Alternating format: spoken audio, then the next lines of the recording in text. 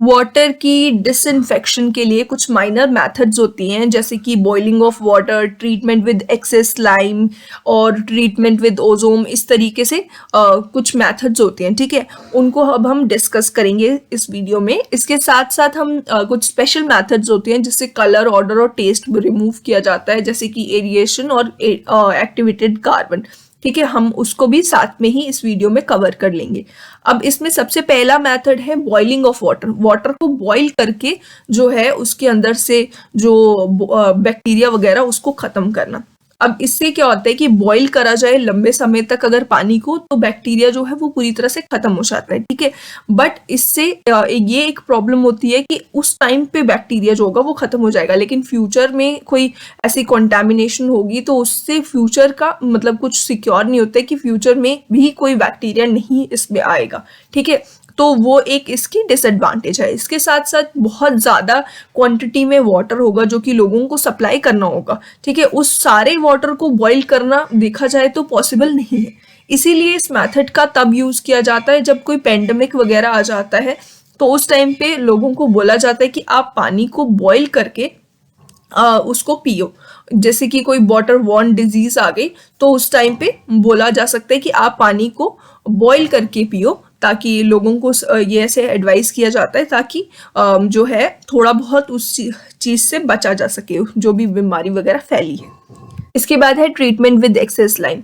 Lime जो है उसका जनरली यूज किया जाता है वाटर का प्यूरिफिकेशन करने के लिए, सॉफ्टनिंग में, मतलब उसको जो हार्डनेस को रिड्यूस करते हैं उसी को सॉफ्टनिंग कहा जाता है।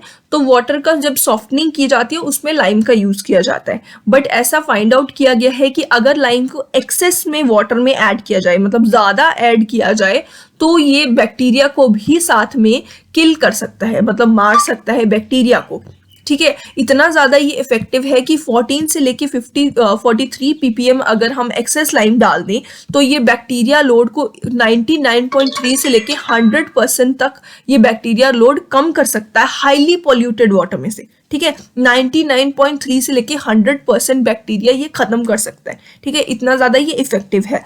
और जो एक्सेस लाइम जो है ये क्या करता है, कैसे ये ऐसा करता है, ये क्या करता है कि पीएच बढ़ा देता है वाटर का। जैसे ही एक्सेस लाइम को डाला जाता है जिसकी वजह से वाटर जो है वो एल्कलाइन हो जाता है, ये इसका पीएच बढ़ा देता है। और ये जो एक्सट्रीम एल्कलिनिटी होती है, जब बहुत ज़्यादा एल्कलाइन वाटर हो जाएगा उसमें बैक्टीरिया का सर्वाइवल नहीं हो पाएगा, मतलब वो उसी टाइम पे बैक्टीरिया जो है वो मरना शुरू हो जाएगा, ठीक है, जिसकी वजह से बैक्टीरिया खत्म होने लग जाता है, ठीक है। और लाइम इतना पीएच रेस कर देता है, 9.5 तक जो है वो पीएच रेस कर सकता है, जिसकी वजह से 99.9 से लेके 100% बैक्टीरिया जो है वो रिमूव किया जा सकता है। अब इस मेथड के मतलब इतना इफेक्टिव होने के बाद भी क्या होता है कि ये जो अब लाइम हमने ऐड किया है एक्सेस में, इतना मतलब हमने लाइम को हमने ऐड कर दिया कि अब इसको रिमूव भी करना पड़ेगा। जनरल पब्लिक को सप्लाई करना होगा, जब लोगों को इस पानी को सप्लाई करना होगा उससे पहले हमें ये जो लाइम हमने ऐड किया है एक्सेस में इसको रिमूव भी करना पड़ेगा, और उसके लिए हमें रीकार्बोनेशन करनी होगी, ठीक है। रीकार्बोनेशन करके हम लाइम को रिमूव करेंगे, ठीक है। मतलब कि हमने पहले क्या किया, हमने उसको ट्रीट किया एक्सेस लाइम से, उसमें लाइम बहुत ज़्यादा ऐड किया, डिसइंफेक्शन की, और डिसइंफेक्शन करने के बाद हमें रीकार्बोनेशन करनी होगी कि हमने वो लाइम को रिमूव भी करना है। और इसके साथ साथ ये फ्यूचर कॉन्टैमिनेशन से भी प्रिवेंट नहीं कर सकता, मतलब बाद में कुछ ऐसा बैक्टीरिया वगैरह आ जाए पाइपलाइन में तो उसका कुछ मतलब उसमें उसकी ये कोई गारंटी नहीं देता है। तो ये दोनों इसकी एक डिसएडवांटेजेस हैं, ठीक है। और ये जो है पॉसिबल कंटामिनेशन जो फ्यूचर में होगी उसको उससे नहीं बचाएगा, ठीक है। ये इसकी एडवांटेजेस होगी, और इसको अभी यूज़ नहीं किया जाता इतना। ओल्डन डेज में ये पहले यूज़ किया जाता था, बट जब से क्लोरीन आया तो तब से इस चीज़ का यूज़ करना बहुत कम हो चुका है, ठीक है। इसके बाद है ट्रीटमेंट विद ओजोन। अब ओजोन गैस जो होती है ये एक फेंटली ब्लू कलर की और पंजेंट इसका ऑर्डर होता है, और ये एक बहुत एक्सीलेंट डिसइंफेक्टेंट होती है, ठीक है। ये एक गैस जो होती है ये मतलब एक एलोट्रोप होता है ऑक्सीजन का ही, ठीक है, और ये बहुत अनस्टेबल होता है, और O3 इसको बोला जाता है। इसमें 3 ऑक्सीजन के एटम्स होते हैं, ठीक है। और इसको कैसे बनाया जाता है, इसको प्रोड्यूस कैसे किया जाता है, हाई टेंशन इलेक्ट्रिक करंट को पास करवाया जाता है एक क्लोज्ड चैम्बर में एयर से, ठीक है, और जिसकी वजह से ऑक्सीजन मॉलिक्यूल्स जो है वो ऑक्सीजन ओजोन मॉलिक्यूल में कन्वर्ट हो जाता है। ठीक है, यहाँ पे आप रिएक्शन भी देख सकते हो इसकी। अब ये जो होता है ओजोन मॉलिक्यूल, ये बहुत ही ज़्यादा अनस्टेबल होता है, जिसकी वजह से ये एक नॉर्मल ऑक्सीजन में कन्वर्ट हो जाएगा और उसके साथ एक नेसेंट ऑक्सीजन भी रिलीज करेगा। ये दोनों इस तरीके से ये एक रिएक्शन होगी, ओजोन से ऑक्सीजन और नेसेंट ऑक्सीजन एक निकलेगा। अब ये जो नेसेंट ऑक्सीजन है ये बहुत ही ज़्यादा पावरफुल ऑक्सीडाइजिंग एजेंट है, बहुत ही पावरफुल ऑक्सीडाइजिंग एजेंट है, और ये ऑर्गेनिक मैटर भी रिमूव कर देता है और उसके साथ बैक्टीरिया भी रिमूव कर देता है, और बहुत ही ज़्यादा इफेक्टिव है ये जो ऑर्गेनिक मैटर और बैक्टीरिया को रिमूव करने के लिए। अब इसकी ट्रीटमेंट कैसे की जाती है, कैसे वाटर से जो है बैक्टीरिया या ये सब चीज़ें रिमूव की जाती हैं ओजोन की हेल्प से। क्या किया जाता है कि ओजोन जो है, ओजोन गैस को जो है पास करवाया जाता है। कैसे, एक चैम्बर लेना है, चैम्बर के अंदर वाटर को पास करवाना है इनलेट से, और अंदर उस चैम्बर के अंदर ओजोन गैस को बबल किया जाएगा उस वाटर में। ठीक है, उस वाटर में बबल किए जाएंगे ओजोन गैस को, और वो वाटर जो है वो जब आउटलेट से बाहर निकलेगा तो वो एक ओजोनाइज्ड वाटर होगा, मतलब उसके अंदर ये जो ओजोन है, ओजोन गैस उसके अंदर चली जाएगी और वो ओजोनाइज्ड वाटर हो जाएगा। ठीक है, और वो प्यूरिफाई हो जाएगा। अब इसमें इसकी क्या डोजेज होती है, कितना हमें ओजोन यूज करना होता है, 2 से 3 ppm ओजोन जो होगा वो जनरली कंज्यूम करा जाएगा जब वाटर से, तो उसमें से रेजिडुअल ओजोन जो है वो 0.1 ppm बच जाएगा। और कितने कॉन्टैक्ट पीरियड के लिए, 10 मिनट्स के लिए। ठीक है, रेजिडुअल जो ओजोन है वो जो बचेगा, और उसकी हम टेस्टिंग कैसे कर सकते हैं कि कितना ओजोन लेफ्ट है, मतलब कितना ओजोन बच गया, रेजिडुअल ओजोन कितना बच गया, वो हम टेस्ट कर सकते हैं ऑर्थोटोलेडाइन टेस्ट से। ठीक है, इससे हमें पता चल जाएगा कि कितना ओजोन बच गया है इसमें। ठीक है, अब ओजोन और क्लोरीन जो दोनों ये डिसइंफेक्टेंट्स हैं, ये बहुत ज़्यादा कॉम्पिटेटिव है, मतलब इन दोनों के अपने कुछ मेरिट्स हैं, डीमेरिट्स हैं, एडवांटेजेस या डिसएडवांटेजेस हम बोल सकते हैं, इसके हैं अपने अपने। और इनको इसमें मैं बता दूं कि क्लोरीन जो है उसको यूनिवर्सली अडॉप्ट किया गया है एज डिसइंफेक्टेंट, और जो ओजोन है इसको डेवलप्ड कंट्रीज में जैसे फ्रांस, रशिया जैसी कंट्रीज में अडॉप्ट किया गया, और इवन हमारे चंडीगढ़ हमारी कंट्री में जो सिटी है वहाँ पे भी इसको ओजोन को यूज किया जाता है एज डिसइंफेक्टेंट।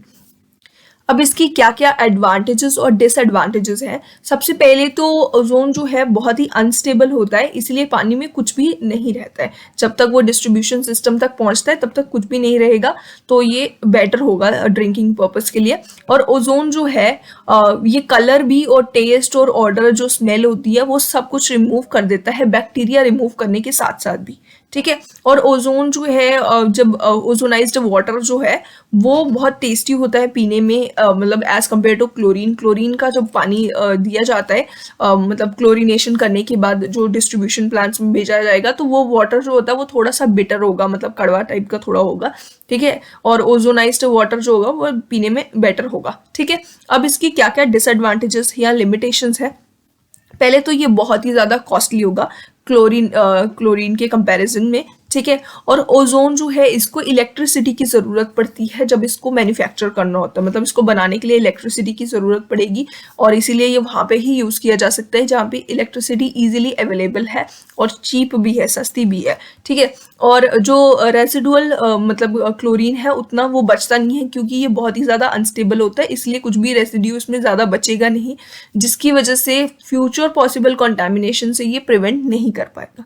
ठीक है, और इसके साथ इसका जो कंप्लीट ओजोन मैन्युफैक्चरिंग है वो बहुत ज़्यादा जो है वो मुश्किल है, क्योंकि उसके लिए हमें अलग से एक ट्रीटमेंट प्लांट जो है इंस्टॉल करना पड़ेगा और ओजोन को बनाना पड़ेगा, और फिर उसके बाद जो ओजोनाइज्ड वाटर हमें मिलेगा। एज कम्पेयर टू क्लोरीन में क्या करना होता है, सिलेंडर्स में भर भर के क्लोरीन भेजा जा सकता है। ठीक है, और अब एक और चीज़ ये है कि ये देखा गया है कि रेसिडुअल ओजोन जो है वो कैंसर भी इंड्यूस कर सकता है, जो इसका बहुत ही बड़ा डिसएडवांटेज है। इसके बाद है treatment with iodine and bromine. अब ब्रोमीन और आयोडीन को अगर हम वाटर में ऐड कर दें तो वो भी एक पैथोजेनिक बैक्टीरियाज को किल कर सकते हैं। ठीक है, और डिसइंफेक्टेंट की तरह काम करेंगे। ठीक है, अब इनकी क्या क्वांटिटी चाहिए होती है वाटर में, ये डिसइंफेक्ट कैसे करते हैं, ये 8 ppm जो क्वांटिटी है मतलब इनकी चाहिए होगी, और 5 मिनट्स का कॉन्टैक्ट पीरियड होगा, ठीक है, इनके लिए, जो कि इनफ होता है 5 मिनट्स के कॉन्टैक्ट पीरियड में, और 8 ppm जो इनकी क्वांटिटी है इतने में ही ये जो अपना काम कर लेती हैं डिसइंफेक्शन का। और ये जो डिसइंफेक्टेंट्स हैं इनको आजकल पिल्स में भी ये मिल जाती हैं, तो इसीलिए ये बहुत ज़्यादा आजकल हैंडी हो गए, बट ये लार्ज स्केल पब्लिक सप्लाईज के लिए उतने इफेक्टिव नहीं होते हैं, इसीलिए इनको स्मॉल स्केल अगर सप्लाई होगी उसके लिए बेटर समझा जाता है, जैसे कि आर्मी ट्रूप्स को अगर वाटर सप्लाई करना हो, या फिर प्राइवेट प्लांट्स हो गए, या फिर स्विमिंग पूल्स जो होते हैं उसके लिए ये बहुत इफेक्टिव होता है, तो वहाँ पे ये यूज़ किया जाता है। इसके बाद है treatment with ultra violet rays. Ultra violet rays जिसको हम यूवी रेस बोलते हैं, ठीक है, यूवी रेस क्या होती है, इनविजिबल लाइट रेस होती हैं, जो कि हमें पता है कि सनलाइट में ये पाई जाती है, ठीक है। और एक तरीका इसका हो सकता है कैसे हम इसको बनाते हैं, तो इसको कैसे बनाया जाता है, हम इलेक्ट्रिक करंट को पास करवाते हैं थ्रू मरकरी, जिसको इनक्लोज किया जाता है क्वार्ट्ज बल्ब में। क्वार्ट्ज बल्ब जो होगा उसके अंदर मरकरी प्रेजेंट होगी, और उसमें से इलेक्ट्रिसिटी को पास करवाया जाएगा, ठीक है। और जो मरकरी के वेपर मिलेंगे लैंप के ऊपर, और उसी का हम यूज करेंगे as a good source of these rays, ठीक है। अब ये जो रेज होती है बहुत इफेक्टिव होती है बैक्टीरिया को मारने के लिए, ठीक है, बैक्टीरिया को किल करने के लिए ये बहुत ज़्यादा इफेक्टिव होंगी, और ये पूरी तरह से जो है स्टेरिलाइज्ड वाटर देंगी। अब यहाँ पे मैं आपको बता देती हूँ कि स्टेरिलाइज्ड वाटर क्या होता है। एक होता है डिसइंफेक्टेड वाटर। डिसइंफेक्शन जो है वाटर की जब की जाती है तो उस टाइम पे सिर्फ वही बैक्टीरिया जो कि डिजीज कॉजिंग बैक्टीरिया होती हैं, ठीक है, वो बैक्टीरिया खत्म होते हैं, ठीक है। उन बैक्टीरियाज को डिसइंफेक्शन करना मतलब डिजीज कॉजिंग बैक्टीरियाज को मार देना। और अगर स्टेरिलाइजेशन की जाए वाटर की, तो मतलब कि सारे type of bacterias, all type of bacterias जितने भी होते हैं उन सबको खत्म करना, उसको बोलेंगे स्टेरिलाइजेशन, ठीक है। तो इससे हमें ट्रूली स्टेरिलाइज्ड वाटर मिलता है अल्ट्रा वायलेट रेस से, ठीक है, ये हमें याद रखना है। और जो वाटर जो है अल्ट्रा वायलेट रेस से जब ट्रीट किया जाता है तो उसमें हमें ये एक चीज़ का ध्यान रखना होता है कि वो जो है लेस टर्बिड होना चाहिए, उसके अंदर लो टर्बिडिटी होनी चाहिए, और जो है लो कलर भी होना चाहिए, ठीक है। अब इसकी टर्बिडिटी कितनी होनी चाहिए, ठीक है, मतलब कि जो वाटर जो है वो एटलीस्ट वो कलरलेस होना चाहिए, उसके साथ टर्बिडिटी उसकी 15 मिलीग्राम पर लीटर से ज़्यादा नहीं होनी चाहिए, ठीक है, इतनी उसकी टर्बिडिटी की लिमिट है, ये भी आपको याद रखना है, ठीक है। अब इसमें जो जब ये ट्रीटमेंट की जाती है ये कैसे करा जाता है, अब हमें क्या करना होता है कि वाटर को पास करवाना होता है क्वार्ट्ज बल्ब जो कि एमिट कर रहा होगा ये वाली रेस को, उसके जो अराउंड है क्वार्ट्ज बल्ब के अराउंड वाटर को बार बार पास करवाना होता है, ठीक है। और कितनी डेप्थ तक इस बल्ब को रखा जाता है, उसके ऊपर कितना डेप्थ पे वाटर जो प्रेजेंट होता है, एक बल्ब रखा जाएगा और उसके ऊपर 10 सेंटीमीटर तक वाटर होगा, ठीक है, 10 सेंटीमीटर तक वाटर होगा, क्योंकि इससे ज़्यादा जो ये रेस है वो पेनिट्रेट नहीं कर सकती, उससे ज़्यादा ये रेस नहीं पास कर पाएंगी, तो इसीलिए बल्ब को रखा जाएगा और उसके ऊपर 10 सेंटीमीटर की वाटर की डेप्थ होगी, ठीक है। और उस जब इसको बार बार वाटर को इसके अराउंड जो है वो पास करवाया जाएगा, जिसकी वजह से वाटर जो है वो मतलब कि स्टेरिलाइज्ड हो जाएगा, ठीक है, ये वाटर। अब ये जो अल्ट्रा वायलेट रेस का हम यूज करके स्टेरिलाइजेशन कर रहे हैं या डिसइंफेक्शन कह सकते हैं कि डिसइंफेक्शन कर रहे हैं, तो ये एक एडिशनल टेस्ट जो है वो इम्पार्ट नहीं करेगा, ना ही कोई कलर आएगा और कोई केमिकल वगैरह कुछ ऐड नहीं होगा, बट ये है कि ये बहुत ही ज़्यादा कॉस्टली प्रोसेस है, ठीक है, ये बहुत ज़्यादा कॉस्टली है, और इसके साथ साथ इसमें हमें बहुत टेक्निकल जानकारी होनी चाहिए, ठीक है, और लाइट की ज़रूरत पड़ेगी इसमें, हमें ये भी याद रखना है कि लाइट बहुत ज़्यादा ज़रूरी है। तो ये इतना तो हमें क्लियरली पता चल रहा है कि ये डेवलप्ड कंट्रीज़ के लिए ही यूज़ की जाएगी, बाकी ये इतनी जो है चीपली अवेलेबल नहीं होगी बाकी जगह ये, ठीक है। तो ये ज़्यादातर जो है मतलब लार्ज स्केल सप्लाईज के लिए सूटेबल नहीं होती है, ये सिर्फ जो ज़्यादा मतलब डेवलप्ड कंट्रीज होंगी वहाँ पे यूज़ की जाएगी, या फिर ये स्मॉल स्केल यूज़ के लिए हमें यूज़ करे जा सकती है, जैसे कि हॉस्पिटल्स में, डिस्पेंसरीज और सर्जिकल यूज़ के लिए वाटर को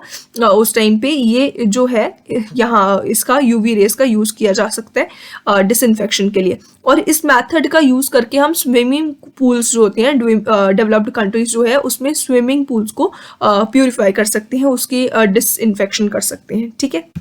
इसके बाद है ट्रीटमेंट विद पोटेशियम परमैंगनेट। अब पोटेशियम परमैंगनेट यानी कि KMnO4 जो है, इसका यूज़ करा जाता है। ये भी एक पॉपुलर डिसइंफेक्टेंट है और इसका यूज़ ज़्यादातर विलेजेस में किया जाता है।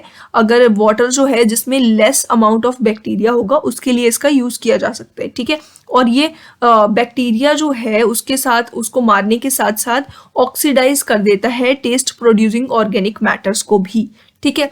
तो इसीलिए ये जो ऐड किया जाता है, इसकी डोज जो होती है छोटे से अमाउंट में 0.05 से लेके 0.10 अमाउंट में ये फिल्ट्रेशन और क्लोरीनेशन के बाद भी ऐड किया जा सकता है, ताकि इसमें जो टेस्ट वगैरह है वो वाटर से रिमूव किया जाए, ठीक है। तो उसके लिए भी ये यूज़फुल है।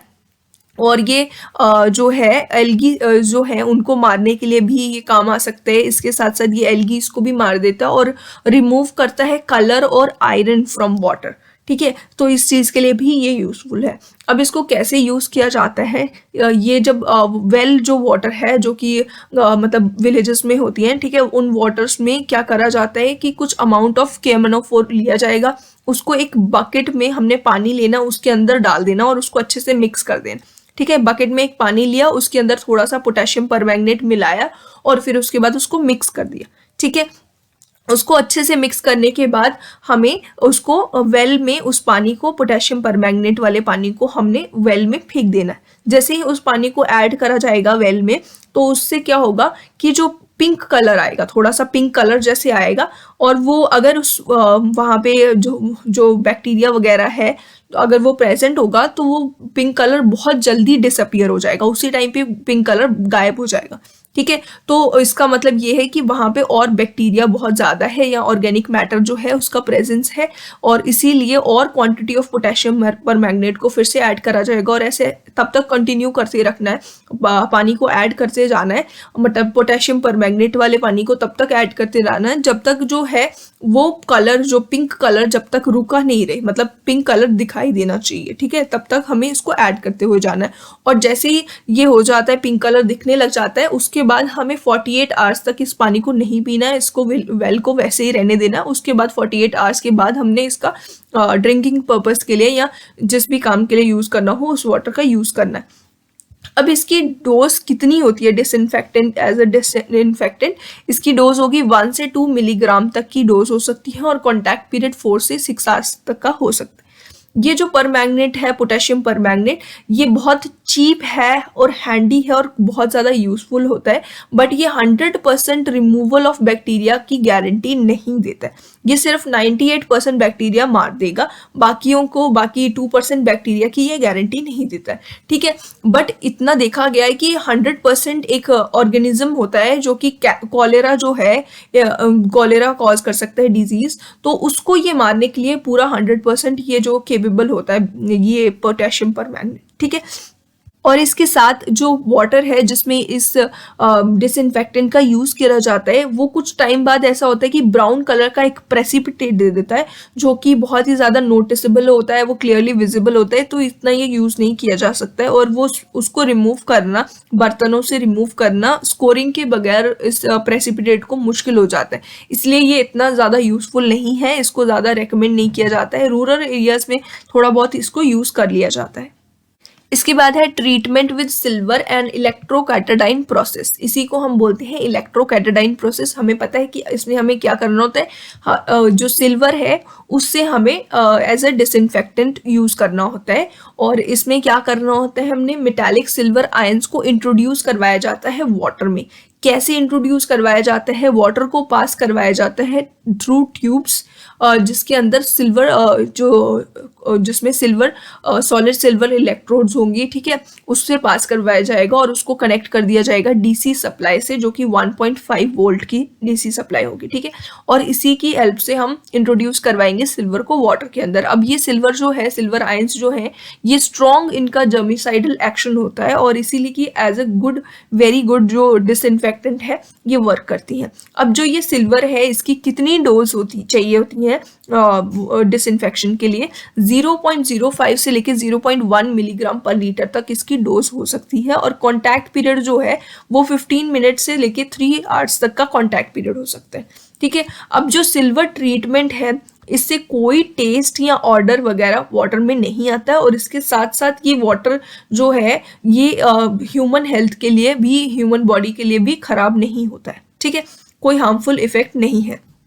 और लेकिन प्रॉब्लम ये है कि सिल्वर बहुत ज़्यादा कॉस्टली हो जाती है, ठीक है, इसलिए इसको पब्लिक सप्लाईज के लिए बिल्कुल यूज़ नहीं किया जाता है। और इसके साथ साथ हमें सस्पेंडेड ऑर्गेनिक मैटर या हाइड्रोजन जो सल्फाइड है, ये दोनों चीज़ें पहले ही रिमूव करनी पड़ेगी प्री ट्रीटमेंट करके, क्योंकि ये डिसइंफेक्टेंट जो है ये इनके साथ वर्क प्रॉपरली नहीं करेगा। बैक्टीरिया की रिमूवल की इसकी एफिशिएंसी जो है वो थोड़ी ख़राब हो जाएगी अगर ये दोनों चीज़ें प्रेजेंट होंगी। और ये जो मेथड है ये एल्गी को रिमूव भी कर सकता है बहुत अच्छे से, और इसके साथ साथ ये फ्यूचर कॉन्टेमिनेशन से भी प्रिवेंट कर सकता है वाटर को। अब वाटर जो है उसको कुछ स्पेशल ट्रीटमेंट दी जाती है जो कि कलर, ऑर्डर या टेस्ट को रिमूव करने के लिए की जाती है, ठीक है। जैसे कि इसमें सबसे पहले आती है एरिएशन। एरिएशन का क्या मतलब है, जो वाटर है, ठीक है, जो वाटर है उसको मतलब कि एयर के कांटेक्ट में लाना, ठीक है, ताकि वो ऑक्सीजन को एब्जॉर्ब कर ले, और जिसकी वजह से कार्बन डाइऑक्साइड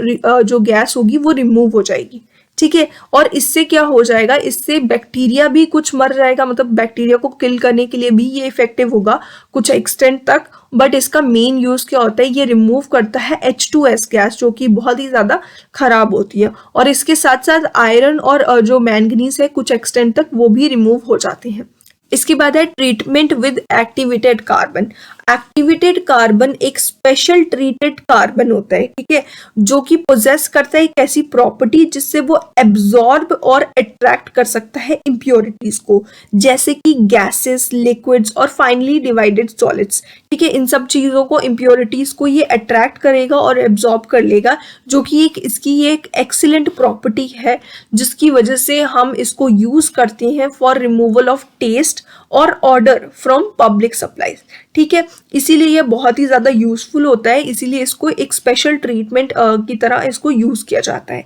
जो एक्टिवेटेड कार्बन है ये अवेलेबल होता है मार्केट में अंडर सम नेम्स, जैसे कि डार्को या फिर न्यूचर, कुछ इस तरीके से इसके नाम होते हैं, ठीक है, मार्केट में।